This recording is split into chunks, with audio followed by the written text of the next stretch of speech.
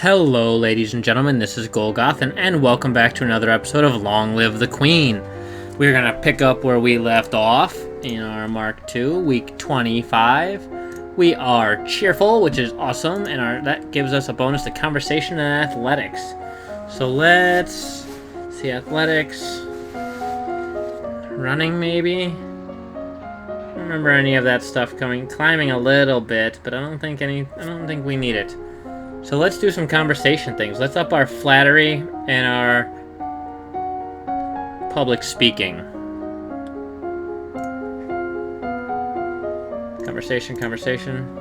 Flattery, public speaking. Done. You learn that it's always better to compliment people of their personality and their choices than their physical attributes. You take deep breaths and practice speaking loudly and clearly, projecting your voice to every corner of a room. You memorize lists and sonnets, then recite them for your teacher and any castle staff she can round up to serve as an audience. Yay. Oh. Staring up at the sky out your window, you notice a strange flash of light. Falling star? Pretty. Cheerful, nice. Alright, so we are still cheerful. Lonely is here. Willful. I want more cheerfulness.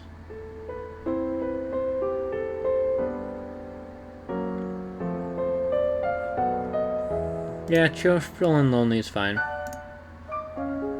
Still cheerful. So let's do flattery and court manners. Yay! As the person of the highest rank within the domain, no one may sit at any formal event unless you give them permission, and no one must ever turn their back on you. If they do, you are intended to recognize the insult. You study rules for formal dining, including the proper utensils for different dishes. As the queen, no one will comment on your mistakes, but they will notice them. You unlocked a new outfit. Yay! In the afternoon, your teacher asks you questions about made-up nonsense, pushing you to improvise answers smoothly and swiftly without having to worry about them being correct. You read collections of famous historical speeches and practice saying them in convincingly dramatic fashion. I have unpleasant news to report. Talarist, the Duke of Sedna, has instituted high tariffs and trade restrictions at the Elath border. Business is disrupted and there is growing shortages of supplies. Do nothing. So business got harder. Doesn't that happen all the time? Not my fault they didn't plan ahead. Alright, so let's do something depressed but willful. Just willful. It's a 10 service, -1 cheerful. We're still cheerful, it appears. Very much so. So let's do flattery out the wazoo. Visual elements are best to flatter at first meeting. They are expected to be noticed right away. If you've spent more time with someone, suddenly complimenting their attire will ring false. Small personal details help make the recipient of your flattery feel that you have truly noticed them, which is always better than a simple "how nice you look." Most people want to believe that they are successful and well-liked more than they want to believe that they are handsome. Play to these beliefs and they will be inclined to enjoy your company, even if they should know better.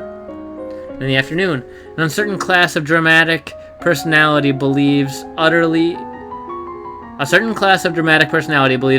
that they are ugly and unpopular, even if this is untrue. Flattering their appearance will make them pull away and mistrust you. Instead, compliment their intelligence. This tends to be their weakness.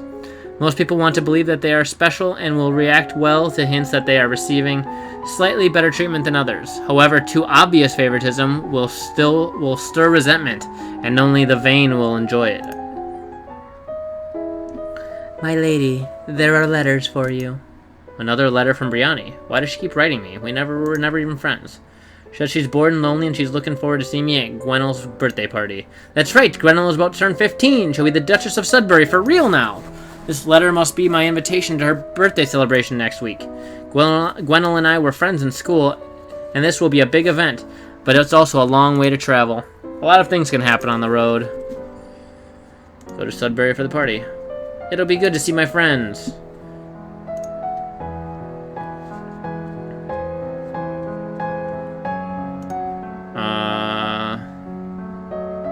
Depressed and afraid in the tomb.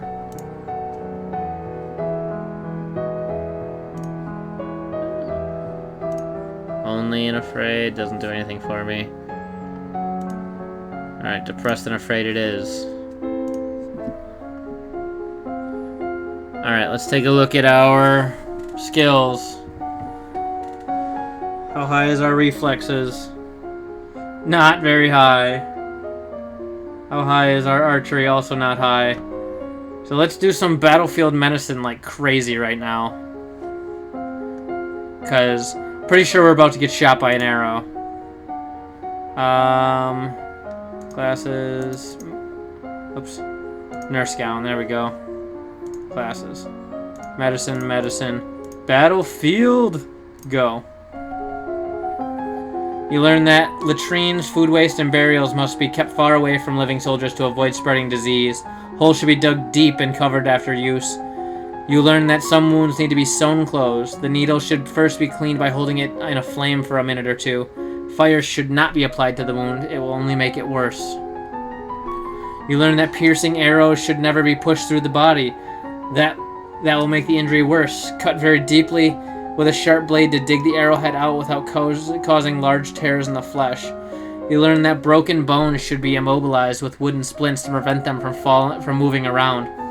The straight wood will encourage the bone to grow straight. On your journey to Sudbury, your carriage is attacked by bandits. You look down in shock at the arrow which has buried itself in your side. Outside you can hear screams and curses, but it feels unreal. Your world is centered around pain. You know that trying to push the arrow through will only make matters worse, so you have to bear the pain and wait patiently until someone can help you. Unfortunately, staying calm is easier said than done. Your panic screams attract more arrows, and soon, your pain is ended. Oh no! We took a bunch of arrows. Oh no! Oh no! I really thought I had that one. Well, if you enjoyed this video, please click like down below. Please subscribe to my channel if you want to see other videos like it. You can follow me on Twitter at Golgothan, or you can like me on Facebook at facebook.com/Golgothan. I am Golgothan. Thank you for watching, and I will see you next time.